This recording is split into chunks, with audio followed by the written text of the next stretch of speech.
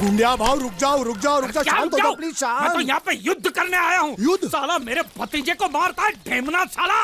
गुंडिया गुंडे मत बनो, अगर उनको पता चला मैंने तेरे को बताया तो मुझे नौकरी से हाथ धोना पड़ेगा। अरे रात मार उसकी नौकरी को, साला नौकरी मैं तुझे दूंगा, कल से आजा मेरी बोट पे। अरे मैं बोट पे क्या काम करूंगा? अरे तेरे को ऐसा डरावना बना के सलिया गुसड़ के किनारे पे खड़ा रखूंगा ना, तो कौवे भी मछली को परेशान नहीं करेंगे। मेरे भतीजे को मारा है ना, जब तक ये मसला सुलझता नहीं है मैं यहाँ से नहीं जाने वाला हूँ। नहीं ये मारा आगे साली गुजरात की पूंछ, काठियावाड़ी मूंछ। देखो गुंडिया भाई, गलती हो गई। गलती हो गई? साले ये कोई जवाब है? ये गुंगे मेरे को इतनी बुरी तरह से पीटा और बोलता कि गलती हो गई। शांत हो। देखो तुम एक काम करो, तुम अपने भतीजे को ले जाओ, पैसे बाद में दे देना। नहीं, आपने जबान दिया, अभी गिरगिट की तरह रंग मत बदलो। क्या कहा था आपने कि जब तक मैं आपके पैसे नहीं लौटाता आप उसको छोड़ेंगे नहीं? कहा था कि नहीं? तो अब जब तक मैं पैसे नहीं देता आप उसको छोड़ना भी नहीं, मेरे को चाहिए भी नहीं। अरे मेरी बात तो सुनो। हमारी बात में बीच में नहीं आने का। हाँ, मेरे पैसे का मामला अलग है, समझ गए? लेकिन ये उसको जो मारा पीटा उसका तुम हिसाब करो। थोड़ा आहिस्ता आहिस्ता, मंगल अंदर है। अरे मैं कोई मंगल शनि से नहीं डरता हूं, और मैं भी खारवा का बेटा हूं। जब भी मछुआरे का बच्चा रोता है तो मां क्या बोलती है पता है? सो जा, सो जा, नहीं तो गुंडिया बाबू आ जाएगा, सो जा। ये तो मैंने बहुत बार सुना है। देखा, इसने भी सुना है। अरे बोला तुम्हारे मंगल फंगल को, ढक्कन खोलता हूं तेरी मंगल बाटली का। बोला एक हाथ नहीं लगाने का, बोला ना। जो कुछ भी हुआ अनजाने में हुआ। सन्यासी मुझसे जो हुआ वो एक भूल थी, दूध वाला, जिसका मैं प्रायश्चित भी कर चुका हूँ। पाटा में बुलाओ उसे। कन्हैया, नौकरी पे रखा है मैंने उसे। 20,000 सैलरी, ठीक है ना? दोबारा अगर मुंह खोला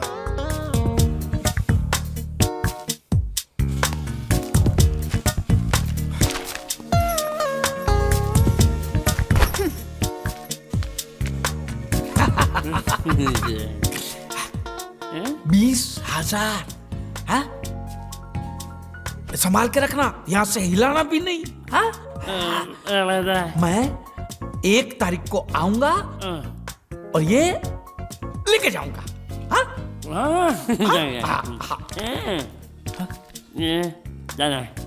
ये चोर, स्त्री चोरी। अरे नहीं नहीं, पकड़ेंगे ना तो तेरे जैसा जबा जबा बना।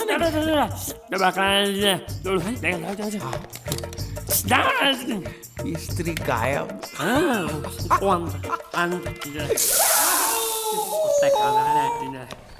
साबुन के धंधे में मुझे 18 लाख की खोट गई है। हाँ? देखो इस बात का किसी को पता नहीं चलना चाहिए। हाँ। ऑफिस पहुंचते ही सारे कागज जला दो।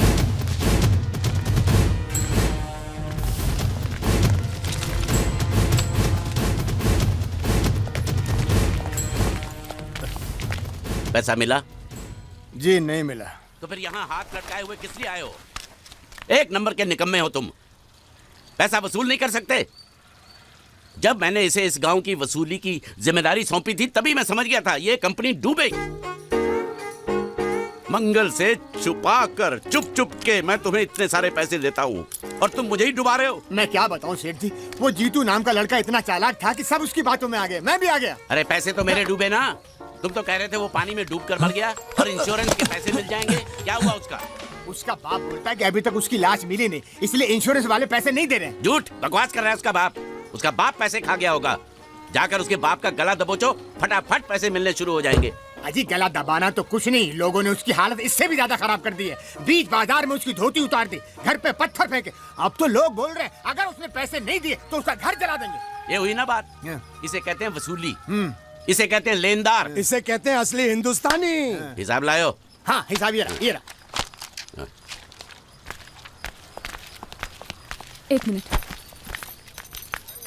ये जीत के बच्चे ने मेरा भाई साहब, काम कर दिया। ओ धोती वाले भाई साहब, सुनिए, मैं प्रभात सिंह चौहान की बेटी हूँ मीनाक्षी। आप क्या किसी जीत नाम के लड़के को जानते हैं? हाँ, क्या हुआ? अच्छी तरह जानते हैं? बहुत अच्छी तरह। अव्वल नंबर का धोखेबाज था वो, रुपए लेकर पैसे लेकर गायब हो जाता था। अब वो मर गया तो उसकी लाश भी हमको धोखा दे रही, वो भी गायब है। उस साले की लाश जब तक नहीं मिल जाती मैं चैन से सो भी नहीं सकता। उसकी कोई तस्वीर होगी आपके पास? कहीं भी उसकी लाश मिल जाए, उसको पहचानने के लिए सबूत के तौर पर मैं हमेशा उसका फोटो रखता हूँ अपने पास। ये देखो। पूरे गांव को धोखा दिया उसने। भरोसे के लायक नहीं है वो। झूठ पे झूठ बोले जा रहा है और वो गुंडिया भाव का कुछ भी नहीं लगता है। उसके पिताजी स्कूल के हेडमास्टर है और उनको भी नहीं छोड़ा उसने। उसकी वजह से पूरे परिवार का जीना हराम हो गया है। मेरी बात सुनो, मेरी बात छोड़ो मुझे, छोड़ो। जब भी कोई जरूरी काम होता है ऑफिस के लोग छुट्टी लेकर चले जाते हैं। ये रोकड़ा शाम के 5 बजे तक मेहता साहब के पास नहीं पहुंचा तो खटिया खड़ी हो जाएगी। देखो ये रुपया 5 बजे मेहता साहब, मेहता टोपी के पास पहुंचना चाहिए, नहीं तो सब गड़बड़ हो जाएगा, समझे? हैं? अरे मैं तो सीख गया, बड़ा आसान है। ये लो जल्दी से गिन लो बराबर है कि नहीं और आ जाओ।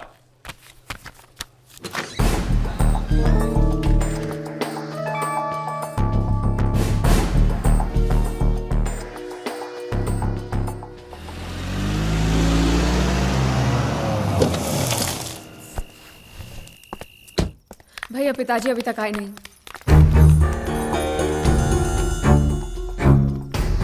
ढूंढते तुम लोग फिक्र मत करो, काका जी आ जाएंगे। वो लोग बहुत पैसे लेकर गए और साथ में वो लड़का भी है, वो गुंडिया भाव का भतीजा। अगर उसने कुछ... नहीं, वो लड़का ऐसा नहीं कर सकता। मैं जानती हूँ वो एक नंबर का धोखेबाज है। वो हमें जरूर धोखा देगा और पैसों के लिए वो कुछ भी कर सकता है भैया, कुछ भी। मैं जानती हूँ इसलिए कह रही हूँ, आप जल्दी कुछ कीजिए प्लीज। बता साले, वो कब से यहाँ पर है?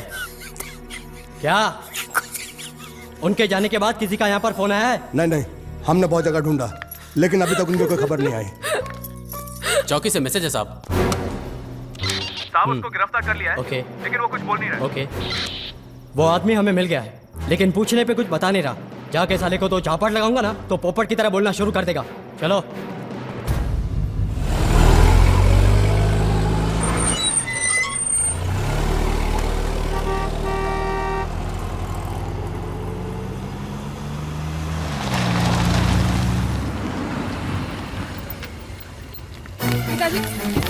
पिताजी क्या हुआ आपको?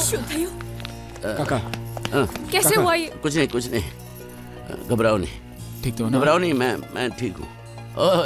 छोटा सा एक्सीडेंट हो गया, वो अच्छा हुआ कि कन्हैया साथ में था, उसने बचा लिया, मुझे अस्पताल लेकर गया। फिर जिसको पैसे पहुंचाने थे उसको पैसे पहुंचा के आया। फिर वो दवाई लेने गया, उसके बाद वापस ही नहीं आया। यहाँ आया क्या? हाँ?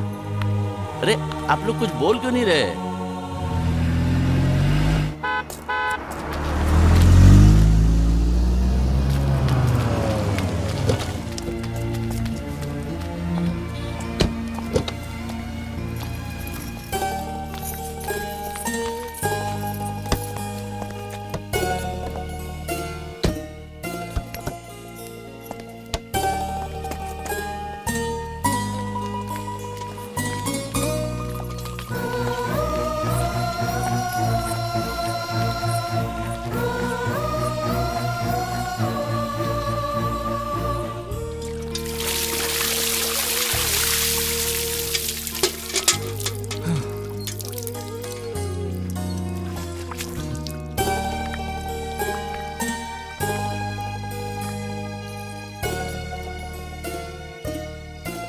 जब तुम वापस नहीं आए तो हमने सोचा कि मैं पैसे लेकर भाग गया। जयदेव प्रसाद मास्टर जी के बेटे ने सब कुछ सीखा लेकिन चोरी करना नहीं सीखा, और ना ही मुझे किसी को धोखा देना आता है। अगर आता तो मैं आज इन हालात में नहीं होता। इससे पहले कि लोग मेरे घर को जलाकर राख कर दें, मुझे वहां जाना होगा, क्योंकि इंश्योरेंस के पैसे उनको तभी मिलेंगे जब वहां मेरी लाश पहुंचेगी। लेकिन मैं वहां खुद चलकर भी नहीं जा सकता। किसी को कंधा देना होगा, मेरे शरीर को।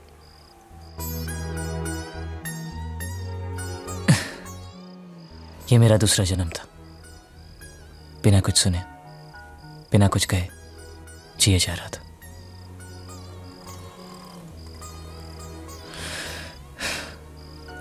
अब वक्त आ गया कि इस जन्म को भी खत्म कर दूं।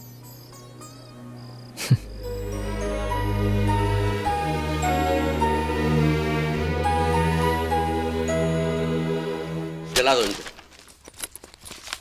और ये क्या खाता है? ये खाता फिशिंग फाइनेंस कंपनी का खाता है। अरे 35 लाख का तो हमारा इन्वेस्टमेंट है, तो 36 लाख का घाटा कैसे हो गया? वो देखिए, हमने 35 लाख लोगों को कर्जे पे दिया। उस 35 लाख को वसूल करने के लिए 1 लाख रुपया और लग गया। वो क्या है कि वसूली के चक्कर में कई बार मुझे अस्पताल के चक्कर काटने पड़े। वो सब मिलाकर बता रहा हूँ। इन्हीं माँ ने, मुझे लगता है इसके पहले के मंगल को पता चले मुझे सारे धंधे बंद करने होंगे। कोई बात नहीं, मंगल भैया को हम बता देंगे। और सिर्फ इस घाटे के बारे में नहीं, इस साल के सभी घाटों के बारे में हम ही बता देंगे। क्या? हाँ, और वो शर्मा जी से कितना वापस लेना है आपको? शर्मा? कौन शर्मा?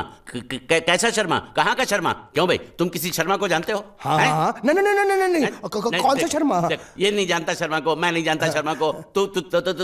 तुम लोग कहाँ से शर्मा को जानते हो? मैं क्या बात कर रहा हूँ? अच्छा, तो वो सब आप मंगल भैया से ही पूछना। अरे देवियो, मेरी बात सुनो। देखो बेटा, मंगल भैया को कुछ मत कहना है? वो तुम जो कहोगी वो मैं तुमको दूंगा। मुझे कुछ नहीं चाहिए, पहले आप ये आलतू फालतू के धंधे बंद करो और कुछ बड़ा सोचो। करूंगा। आपको मालूम है मंगल भैया का हर बिजनेस फायदे में क्यों जाता है? क्योंकि वो अपने हर धंधे की शुरुआत श्रुति के हाथों करवाते हैं। इसलिए मेरी बात मानो पिताजी, और आप अपनी फाइनेंस कंपनी की नई शुरुआत श्रुति के हाथों से ही करवाओ। लेकिन कैसे? मेरी बात ध्यान से सुनो। आप अभी श्रुति को 13,90,000 दे दो और वो अगले साल आपको सूद समेत सारे वापस लौटा देगी।